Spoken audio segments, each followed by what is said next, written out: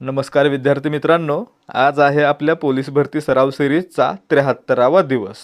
यामध्ये आपण पोलीस भरतीसाठी महत्त्वाच्या मराठी व्याकरण, सामान्य ज्ञान आणि चालू घडामोडी या विषयांच्या प्रश्नांचा स्पष्टीकरणासह सराव करत आहोत। त्यामुळे जर तुम्ही पुढे होणाऱ्या पोलीस भरतीसाठी तयारी करताय आणि लेखीमध्ये चांगले गुण मिळवायचे आहेत तर हा व्हिडिओ देखील पूर्ण पहा आणि ही पूर्ण सिरीज देखील व्यवस्थित पाहून घ्या। सुरुवात करूयात आजच्या प्रश्नांना। त्या अगोदर सर्वांना विनंती आहे, व्हिडिओ पूर्ण पहा आणि जर व्हिडिओमधील माहिती तुम्हाला समजते असं वाटलं तरच व्हिडिओला लाईक करा। लाईक करायला तुम्हाला कोणतेही पैसे पडणार नाहीयेत, फक्त लाईक करून पुढे जायचं आहे। या ठिकाणी आजचा पहिला आणि सिरीजमधील प्रश्न क्रमांक 1562 आहे। सारे जहां से अच्छा हिंदोस्तां हमारा ही कविता कोणी लिहिली? आता या ठिकाणी पहा, प्रश्न विचारला जातो कोणता, तर ही कविता कोणी लिहिली। परंतु महत्त्वाचा प्रश्न कोणता आहे, ही कविता कोणत्या नावाने ओळखली जाते? तर मित्रांनो, या कवितेचं खरं नाव आहे तराना ए हिंद आणि ही कोणी लिहिली आहे तर मोहम्मद इक्बाल यांनी। म्हणजे आपलं उत्तर पर्याय 2, सारे जहां से अच्छा हिंदोस्तां हमारा, मोहम्मद इक्बाल। आणि मित्रांनो, इतकं चांगलं गीत लिहून देखील पाकिस्तानची सर्वप्रथम मागणी किंवा संकल्पना कोणी मांडली? मोहम्मद इक्बाल यांनीच मांडली होती। प्रश्न क्रमांक 1563, चौरी चौरा घटनेनंतर टिंबटिंब ही चळवळ संपुष्टात आली। आता मित्रांनो, 1920 सालची असहकार चळवळ 1922 साली झालेल्या चौरी चौरा घटनेनंतर संपुष्टात आलेली होती। म्हणजे आपलं उत्तर पर्याय 3। काय झालं होतं तर उत्तर प्रदेशमधील चौरी चौरा या ठिकाणी पोलीस स्टेशनवर जमावानं हल्ला करून ते पोलीस स्टेशन पेटवून दिलं होतं आणि त्यामुळेच महात्मा गांधींनी असहकार चळवळ मागे घेतली होती। त्यासोबतच पहा, सविनय कायदेभंग चळवळ 1930 साली सुरू झाली आणि गांधी आयर्विन करारामुळे रद्द झाली किंवा संपुष्टात आली। भारत छोडो आंदोलन चळवळ 1942 आणि सायमन विरोधी सत्याग्रह 1927। पुढे पहा, प्रश्न क्रमांक 1564, भारताचे पितामह म्हणून कोणास ओळखले जाते? मित्रांनो, भारताचे पितामह किंवा grand old man of India म्हणून कोणाला ओळखलं जातं तर दादाभाई नौरोजी यांना। म्हणजे आपलं उत्तर पर्याय 4। त्यासोबतच लक्षात ठेवायचं आहे, the poverty and un-British rule in India हा ग्रंथ लिहून त्यांनी ब्रिटिशांनी भारताचं शोषण कसं केलं याबद्दल आपला सिद्धांत मांडलेला होता। पुढे पहा, प्रश्न क्रमांक 1565, महात्मा गांधी राष्ट्रीय ग्रामीण रोजगार हमी योजना कोणत्या साली सुरू करण्यात आली? आता या ठिकाणी पाहायचं आहे 2006 साली नरेगा म्हणजेच रोजगार हमी कायदा, रोजगार हमी योजना सुरू करण्यात आली होती आणि 2009 साली या योजनेचं नाव बदलून काय करण्यात आलं तर महात्मा गांधी राष्ट्रीय ग्रामीण रोजगार हमी योजना म्हणजेच MG नरेगा। परंतु सुरुवात कधी झाली होती? 2006 साली। म्हणून आपलं उत्तर या ठिकाणी पर्याय 1। लक्षात ठेवायचं आहे, सुरुवात 2006 साली रोजगार हमी योजना म्हणून झाली आणि 2009 साली याला महात्मा गांधीजींचं नाव देण्यात आलेलं होतं। पुढे पहा, प्रश्न क्रमांक 1566, हनुमंते घाट कोणत्या 2 शहरांना जोडतो? आता विद्यार्थी मित्रांनो, या ठिकाणी मी प्रश्न वाचतोय, उत्तर देतोय, त्या अगोदर जर तुम्हाला जमत असेल तर माझ्या आधी प्रश्न वाचा आणि प्रश्नाचं उत्तर कमेंट करून सांगा। पाहूयात शेवटी किती जणांची उत्तरं बरोबर येतात। या ठिकाणी प्रश्न आहे, हनुमंते घाट कोणत्या 2 शहरांना जोडतो? शहरं विचारलंय त्यावेळी लक्षात ठेवायचं आहे कुडाळ आणि कोल्हापूर। हनुमंते घाट आहे तो कोल्हापूरला सिंधुदुर्ग जिल्ह्यातील कुडाळ सोबत जोडतो। म्हणजे आपलं उत्तर पर्याय 2। आणि जर जिल्हे विचारले तर कोल्हापूरला सिंधुदुर्ग सोबत जोडतो। पुढे पाहायचं आहे, प्रश्न क्रमांक 1567, भारतातील खालीलपैकी कोणती लेणी सर्वात प्राचीन लेणी आहे? मित्रांनो, पितळखोरा लेणी ही भारतातील सर्वात प्राचीन लेणी आहेत। म्हणजे आपलं उत्तर पर्याय 3। प्रश्न क्रमांक 1568, ICC champions trophy 2025 one day cricket स्पर्धा विजेता संघ म्हणून कोणता ठरला आहे? या ठिकाणी पाहायचं आहे, ICC चॅम्पियन्स ट्रॉफी 2025 भारतानं जिंकलेली होती। म्हणजे आपलं उत्तर पर्याय 4 भारत। आणि भारतानं कोणत्या संघाचा पराभव करून ही स्पर्धा जिंकली तर न्यूझीलंडचा। फायनलमध्ये भारत न्यूझीलंड समोरासमोर होते। आता आणखी माहिती लक्षात ठेवायची कोणती, त्यावेळी भारताचा कॅप्टन कोण होता, व्हाईस कॅप्टन कोण होता आणि मॅन ऑफ द मॅच कोण झाला होता. त्यासोबतच रिसेंटली एक अंडर-19 स्पर्धा झाली जी देखील भारतानं जिंकलेली आहे. कॅप्टन होता आकाश म्हात्रे आणि सर्वोत्कृष्ट खेळाडू ठरला होता वैभव सूर्यवंशी. यावर देखील प्रश्न विचारला जाऊ शकतो. पुढे पहा प्रश्न क्रमांक 1569. LPG मध्ये टिंब हे घटक असतात. मित्रांनो, LPG मध्ये मुख्य घटक आहे ब्युटेन आणि सोबत असतो प्रोपेन किंवा ब्युटेन सोबत आणखी काय असू शकतं, आयसोब्युटेन. म्हणजे आपलं उत्तर या ठिकाणी काय, ब्युटेन आणि प्रोपेन किंवा ब्युटेन आणि आयसोब्युटेन. या ठिकाणी प्रोपेन नाही आहे म्हणून पर्याय 3 आयसोब्युटेन योग्य आहे.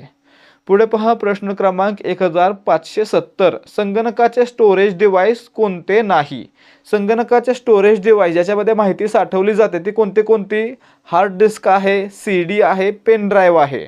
परंतु राउटर काय करतं, तर राउटर हे कनेक्टिव्हिटी देतं, म्हणजे संगणकाला इंटरनेटशी जोडायचं काम करतं. म्हणून या ठिकाणी राउटर हे स्टोरेज डिव्हाइस नाही तर कनेक्टिव्हिटी डिव्हाइस आहे. म्हणून या ठिकाणी आपलं उत्तर पर्याय 4. पुढे पहा प्रश्न क्रमांक 1571. FIR चे विस्तारित रूप काय आहे. FIR first information report. म्हणजे आपलं उत्तर पर्याय 4. जेव्हा एखादा दखलपात्र गुन्हा घडतो त्यावेळी त्या गुन्ह्याची प्राथमिक माहिती म्हणून FIR नोंदवली जाते, ज्यामध्ये गुन्ह्याचं स्वरूप आणि त्याबद्दलची माहिती दिलेली असते. पुढे पहा प्रश्न क्रमांक 1572. वारंवार हे कोणत्या प्रकारचे क्रियाविशेषण अव्यय आहे. आता एखादी गोष्ट वारंवार घडते म्हणजेच काय, या ठिकाणी त्या गोष्टीची आवृत्ती दिलेली आहे आणि आवृत्ती कशामध्ये येते, तर कालवाचक क्रियाविशेषणामध्ये येते. म्हणून या ठिकाणी आपलं उत्तर काय असणार आहे, पर्याय 1. वारंवार हे कालवाचक क्रियाविशेषण अव्यय आहे. पुढे पहा प्रश्न क्रमांक 1573. माझा पहिला क्रमांक आला की मी पेढे वाटेन. वाक्यातील उभयान्वी अव्ययाचा प्रकार ओळखा.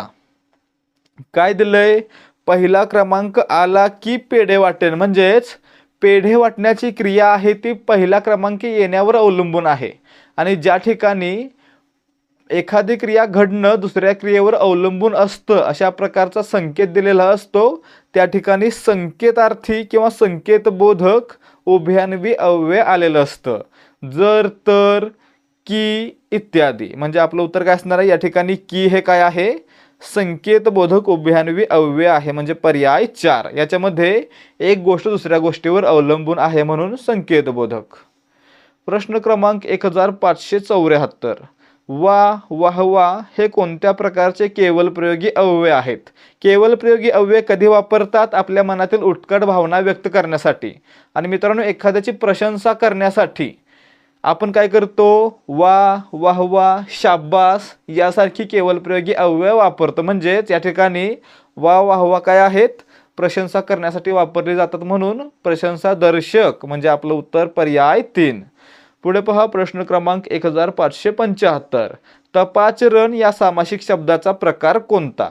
आता या ठिकाणी विग्रह पहिला केला पाहिजे. तपाचरणचा विग्रह कसा होतो, तपासाठी आचरण. मग मित्रांनो या ठिकाणी काय झालं, तप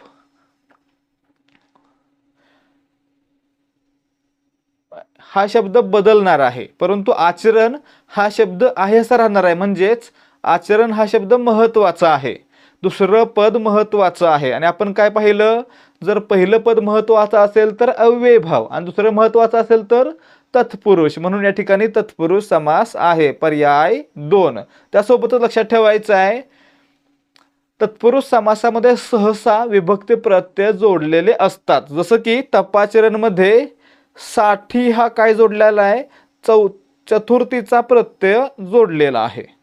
पुढे पहा प्रश्न क्रमांक 1576. हस्ताचा पाऊस हा कथासंग्रह खालीलपैकी कोणाचा आहे. हस्ताचा पाऊस या नावाचे 2 कथासंग्रह आहेत. एक आहे विष्णू सखाराम खांडेकर म्हणजे वि. स. खांडेकर यांचा आणि दुसरा आहे व्यंकटेश माडगुळकर यांचा. आणि या ठिकाणी फक्त व्यंकटेश माडगुळकर यांचं नाव दिलेलं आहे म्हणून पर्याय 1 आपलं उत्तर असणार आहे. प्रश्न क्रमांक 1577. चांदण्या रात्रीचा पंधरवडा म्हणजे काय. या ठिकाणी पाहायचं आहे, चांदण्या रात्रीचा पंधरवडा म्हणजेच अमावस्येपासून पौर्णिमेपर्यंत चंद्र आहे तो कलेने मोठा होत जातो. यालाच काय म्हणायचं, याला म्हणायचं शुक्ल पक्ष. म्हणजे या ठिकाणी आपलं उत्तर पर्याय 4. अमावस्येपासून पौर्णिमेपर्यंतचा कालावधी म्हणजेच शुक्ल पक्ष, आणि त्याच्या विरुद्धार्थी काय असतो, पौर्णिमेपासून अमावस्येपर्यंतचा कालावधी म्हणजे कृष्ण पक्ष. प्रश्न क्रमांक 1578, शुद्ध शब्द ओळखा. निर्भत्सना. आता मित्रांनो, निर्भत्सना हा शब्द कसा लिहिला पाहिजे, पर्याय 4 प्रमाणे. याच्यामध्ये भ वर देखील रफार असतो आणि स वर देखील रफार असतो. पुढे पहा प्रश्न क्रमांक 1579, ध्येयासाठी प्राणांची आहुती देणारा या शब्दसमूहासाठी खालीलपैकी योग्य शब्द निवडा. या ठिकाणी पहा, ध्येयासाठी किंवा देशासाठी प्राणांची आहुती देणारा कोण, हुतात्मा, म्हणजे आपलं उत्तर पर्याय 4. प्रश्न क्रमांक 1580, खलबत करणे या वाक्यप्रचाराचा अर्थ काय. मित्रांनो, खलबत करणे म्हणजे काय, एखाद्या गोष्टीची योजना करणे, योजना बनवणे किंवा एखाद्या गोष्टीवर चर्चा करणे. म्हणजे या ठिकाणी खलबत करणे काय असणार आहे, पर्याय 4, चर्चा करणे. प्रश्न क्रमांक 1581, अनासक्ती या शब्दाचा विरुद्धार्थी शब्द कोणता. आता मूळ शब्द आहे आसक्ती, त्याचा विरुद्धार्थी कसा बनतो, तर त्याला अन हा प्रत्यय लागतो आणि बनतो अनासक्ती. म्हणजेच अनासक्तीला विरुद्धार्थी कोणता, आसक्ती. आसक्तीला विरुद्धार्थी अनासक्ती. प्रश्न क्रमांक 1582, वनिता या शब्दाला समानार्थी शब्द कोणता. मित्रांनो, वनिता हा शब्द आहे तो स्त्री या शब्दाला समानार्थी आहे, आणि या ठिकाणी कामिनी हा शब्द देखील स्त्री या शब्दाला समानार्थी आहे. म्हणून या ठिकाणी वनिता आणि कामिनी एकमेकांचे समानार्थी आहेत. या ठिकाणी मानिनी म्हणजे मान असणारी स्त्री आणि यामिनी म्हणजे रात्र, स्वामिनी म्हणजे मालकीन. प्रश्न क्रमांक 1583, किळस, वीट, तिटकारा या भावनांचे वर्णन जेथे केलेले असते तेथे कोणता रस निर्माण होतो. आता या ठिकाणी पहा, करुण रस, आईचं प्रेम असू दे किंवा एखादी भावनिक गोष्ट असू दे, ती करुण रसामध्ये असणार. भयानक, भीती दाखवणारी गोष्ट किंवा भयकथा भयानक रसामध्ये असणार. आणि भजन, कीर्तन, देवाची प्रार्थना शांत रसामध्ये असणार. तसेच किळस, वीट, तिटकारा दाखवणाऱ्या गोष्टी बिभत्स रसामध्ये दाखवलेल्या असणार किंवा लिहिलेले असणार. म्हणजे आपलं उत्तर पर्याय 3, किळस, वीट, तिटकारा बिभत्स रसाने दाखवला जातो. प्रश्न क्रमांक 1584, अलंकार ओळखा. निवडी वेगळे क्षीर आणि पाणी, राजहंस दोन्ही वेगळ आली. तुका म्हणे येथे पाहिजे जातीचे, एरा गबाळाचे काम नोहे. आता या ठिकाणी पहा, एखादी गोष्ट करण्यासाठी विशिष्ट व्यक्तीच पाहिजे, म्हणजेच विशिष्ट कौशल्य असणारा व्यक्तीच पाहिजे. सोनाराचं काम सोनारानेच करावं, लोहाराचं काम लोहारानेच करावं, हे पटवून देण्यासाठी तुकाराम काय म्हणतात, तर राजहंसाचं उदाहरण देतात की राजहंसासमोर जर आपण दूध आणि पाणी एकत्र करून ठेवलं तरी तो त्यातून दूध वेगळं करून पिऊ शकतो. यासाठी मित्रांनो काय केलं गेलं या ठिकाणी, तर एखादी गोष्ट करण्यासाठी विशिष्ट व्यक्तीची किंवा विशिष्ट कौशल्य असणाऱ्या व्यक्तीची आवश्यकता असते, इतर कोणाचंही ते काम नव्हतं. हे पटवून देण्यासाठी तुकाराम काय करतात, राजहंसाचं उदाहरण किंवा दाखला देतात. आणि आपण काय पाहिले व्याख्या, जेव्हा एखादी गोष्ट पटवून देण्यासाठी एखादं उदाहरण किंवा दाखला दिला जातो त्या ठिकाणी दृष्टांत अलंकार असतो. म्हणजे या ठिकाणी काय झाला, दृष्टांत अलंकार, पर्याय 3. प्रश्न क्रमांक 1585, खालीलपैकी कोणते कर्तृभाव संकर प्रयोगाचे उदाहरण आहे. या ठिकाणी पहा, कर्तृभाव संकर प्रयोग कधी असतो, जेव्हा एखाद्या वाक्यामध्ये कर्ता हा द्वितीय पुरुष असतो, म्हणजे तू, तुम्ही असतो. तसेच क्रियापदाला स हा प्रत्यय लागलेला असतो आणि कर्म असतं ते तृतीय पुरुषी एकवचनी असतं. त्या ठिकाणी कर्तृभाव संकर प्रयोग असतो. मग या ठिकाणी पहा, तू द्वितीय पुरुषी कर्ता, मला हा काय झाला, एकवचनी विभक्ती प्रत्यय असलेला कर्म झालं, आणि शिकवलेस हे सप्रत्यय लागलेलं क्रियापद. म्हणजे काय झालं, या ठिकाणी पूर्णपणे कर्तृभाव संकर प्रयोग आहे. म्हणजे पर्याय 1. लक्षात ठेवायचं, कर्तृभाव संकर मध्ये काय असणार आहे, तर कर्ता हा द्वितीय पुरुषी असणार, कर्म हे प्रत्यय लागलेलं असणार, त्यासोबतच ते तृतीय पुरुषी एकवचनी असणार, आणि क्रियापदाला स हा कर्तरीचा प्रत्यय लागलेला असणार. त्या ठिकाणी कर्तृभाव संकर प्रयोग. प्रश्न क्रमांक 1586 खालीलपैकी कोणती अभिजात भाषा नाही? या ठिकाणी पाहायचं आहे 2024 साली 5 भाषांना अभिजात भाषांचा दर्जा देण्यात आला. त्या अगोदर देखील 6 भाषांना अभिजात भाषांचा दर्जा होता. अशा मिळून 2025 मध्ये सध्या 11 अभिजात भाषा आहेत. कोणत्या कोणत्या आहेत त्या? तर मराठी, बंगाली, पाली, प्राकृत, आसामी, तमिळ, संस्कृत, कन्नड, तेलुगू, मल्याळम आणि ओडिया अशा एकूण 11 अभिजात भाषा आहेत. मग या ठिकाणी मराठी, बंगाली, तमिळ या अभिजात आहेत, परंतु गुजराती अभिजात आहे का? नाही. म्हणून या ठिकाणी आपलं उत्तर पर्याय 4. आता विद्यार्थी मित्रांनो, हे सर्व आपण एका PDF मध्ये ऑलरेडी दिलेलं आहे, ज्याच्यामध्ये आपण हे सर्व प्रश्न दिलेत आणि प्रश्नांचे उत्तर स्पष्टीकरणासह दिलेली आहेत. त्यामध्ये या भाषांची यादी देखील आपल्याला पाहायला मिळणार आहे. जर तुम्हाला ते PDF हवे असेल तर व्हिडिओला लाईक करा, व्हिडिओ खाली PDF असं कमेंट करा आणि आपल्या ॲडमिनला 75 17 24 91 19 या नंबरवर मेसेज करा. तुम्हाला PDF अगदी फ्रीमध्ये मिळून जाईल. तर विद्यार्थी मित्रांनो, हे होते आजचे प्रश्न आणि महत्त्वाची माहिती. जर तुम्हाला प्रश्न आवडले असतील, माहिती समजली असेल तर व्हिडिओला लाईक करा आणि यासारखेच व्हिडिओ पाहण्यासाठी आपल्या चॅनलला सबस्क्राईब करा. भेटूयात पुढच्या भागामध्ये. जय हिंद, जय भारत आणि जय महाराष्ट्र.